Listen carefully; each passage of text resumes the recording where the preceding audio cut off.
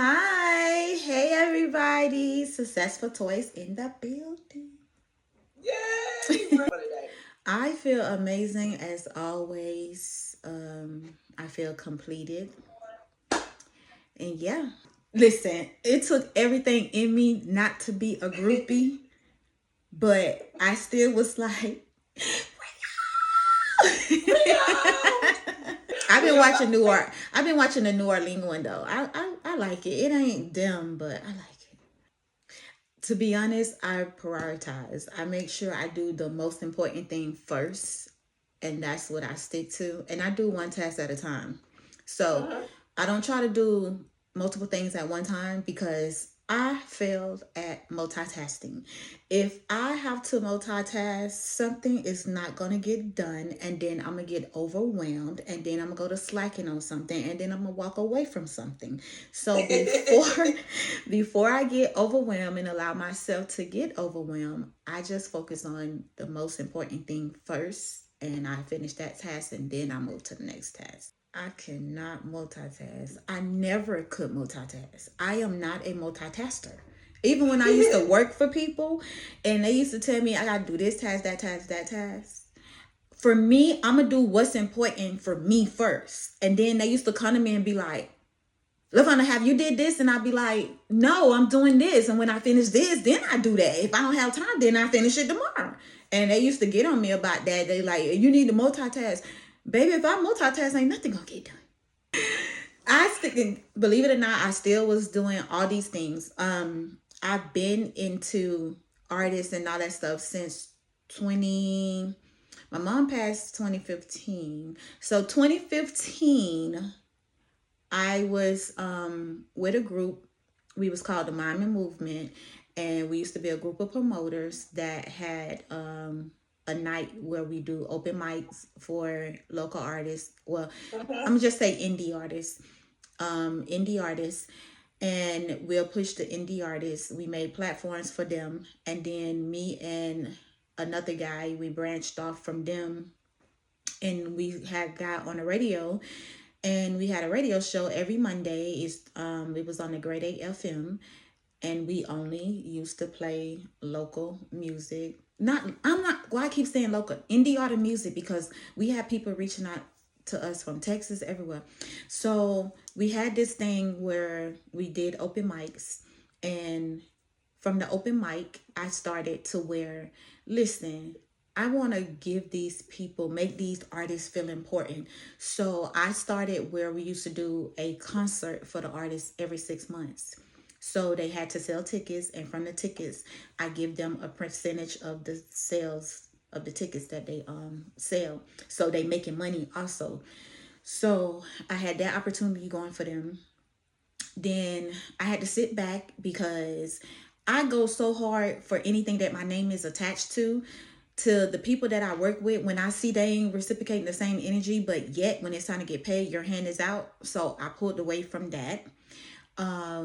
From there, I used to have a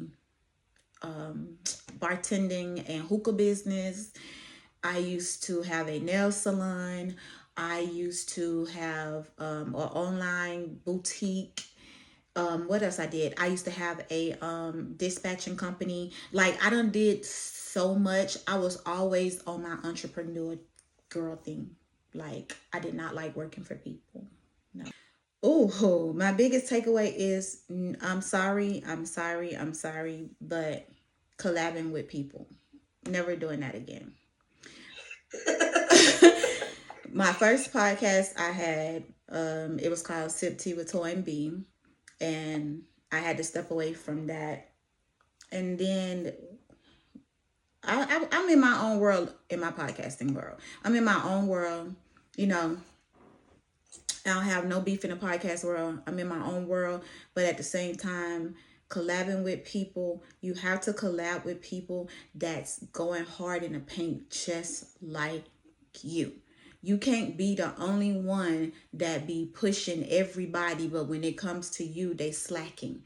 So I just learned no, I give out the same energy I give out. If you share my stuff, I share your stuff. You don't share my stuff, I'm not sharing your stuff. I'm gonna like it and keep on going. I'm just, so yeah, that's my takeaway. It's the collaborating with on the weekends. That's why I only do podcasting Monday through Friday. I make sure everything that I have to do with podcasts, even for the following week, I prepare a week ahead. So when it comes to the weekend, I don't have to do anything but lay around the house, be lazy, or just chill with my girlfriend. Oh, So I literally do everything during the week. Because when okay. Friday at 6 o'clock come when I'm getting off that show, I'm making sure that I have everything together so I can promote the show. And then after that, clock out from podcasting. This is not a weekend. Turn up, turn up, turn up. Look, No, she didn't. And I love you for that. And thank you because I ain't gonna lie to you. If it was me and somebody said, oh, I can't, and I don't had that happen. And they was like, well, I only can record on the weekends because I'm off. And I was like, oh, well, my show is Monday through Friday. So, and it's okay. Everybody ain't for you. It's okay. It is that part. okay. So if I couldn't have never came on here, I was okay with that. Maybe it just wasn't our time. But you made a way to where we can do this, and I appreciate you because you didn't have to do this. Cause baby, I wasn't taking no for an because I'm answer. telling you what I wouldn't have did. If somebody would say, oh, they can't do it on a Saturday. Oh, okay, well, maybe it's not meant for her to be on here. That's how I That's take okay. it. Oh, You none don't of lose. them. Don't none of them. You know, I was looking at my flyer the other day, my booking flyer, and I was like, each one of them look different. Remember, you know, the orange one that got 3 different pictures? I was like, each one of them look different.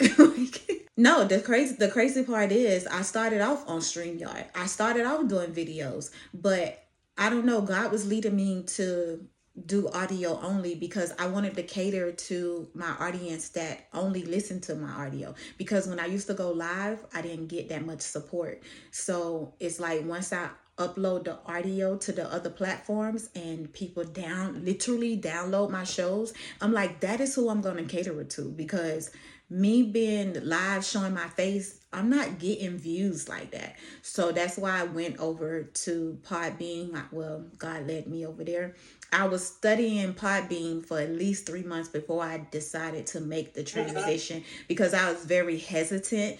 So the end of season 7, I think like the middle of season 7, a lot of people was booking and they was asking for video. So I was like, you know what? I'm gonna just start giving them options when I figured, because I love to StreamYard push me to Podbean because when they went up in price from $25 to $44, that was just too much for me. I'm like, no, I ain't do it during cover. So when I started, it was actually just $25. So when they went up to 44, I said, yeah, I'm not finna pay $44 for this. So I just went over to the Podbean. So they kind of pushed me too. But when I noticed that I still had a free account, they just knocked me down to the free. I was like, oh, okay, so I still can offer. So now I started offering, letting them offer, allowing them to pick whether they want to do audio or video. Oh yeah, she had said that too. She was like, I was like, baby, over here, you ain't ain't nobody got to see you, boo. Baby, you could be naked over here, baby. That ain't, who gonna know? To be honest, it was very touching. Some of the people I had already interviewed before the red carpet, so we actually got a chance to meet in person, and it was everything. I don't know, it's just something about my energy that the people love me, because when everybody was seeing me, they was hugging me. It was a lady there, dog, and I want to know what happened to her because I gave her my number and she was supposed to call me, but it was this lady there and she just embraced me, and I was just like, do we know each other? She was like, no, but God sent me over here just to like hug you and talk to you. And we was talking like we knowed each other for years. And then out of the blue, when we sat down and watched the movie after the red carpet and everything, she came up to me, to my table, and was like, she was like, come here. She's like, I want to take a picture with you. And I was like, me? like, you the star here because I think she played in the movie. And I'm like, me? You want to take a picture with me? And she was like, yeah. So she had her husband to take a picture, and she was telling me that she had to leave early because someone just passed in her family, so she had to go back to Texas. Was she from Dallas or Austin? One of them. And she was like, give me your number because after all this, I'm gonna reach out to you. But she didn't never reach out to me, and I was looking for that. But it touched me because I also survived suicide when I was in my teens. I tried to slit my wrist. You can see the cut right here. I tried to slit my wrist all because my mom wouldn't let me go to the prom with my boyfriend. So just hearing these people's story from when I interviewed them and when I actually seen the movie, I'm like, I don't even like to tell people my story because y'all story was so deep to it makes me feel like you try to do something like that, you so fucking stupid, and for that stupid ass reason.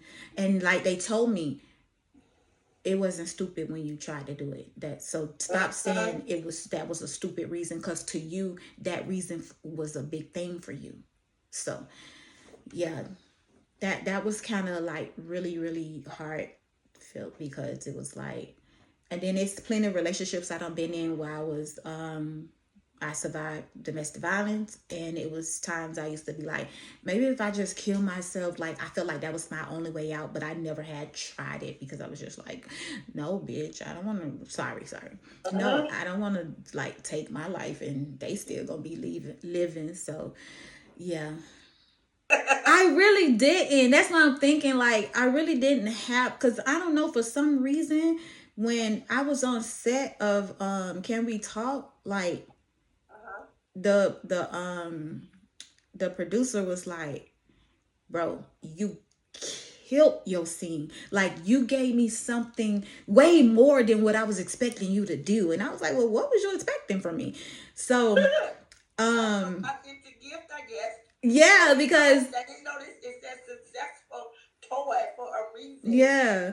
Oh. So nothing happened on set that was, because I was just like in tune.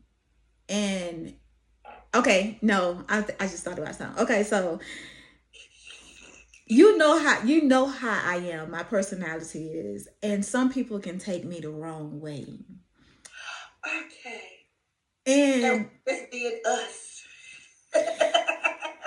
and we had to change for a scene.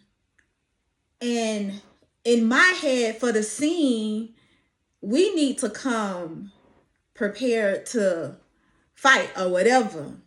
Right. So we don't need to be dressing up and stuff.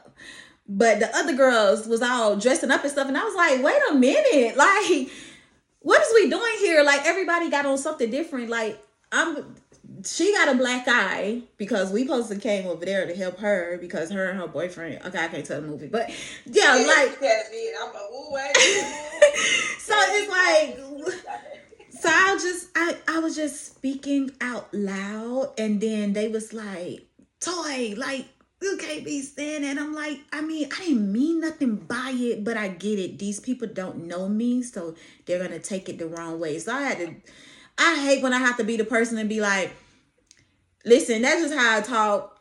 I'm just being funny. I don't mean nothing by it, but at the same time, like, I'm being real. Okay. Like, they don't know. Yeah. So that was the only thing. And then for my trailer for my movie, I really didn't want to act out the scene of me getting abused again. So now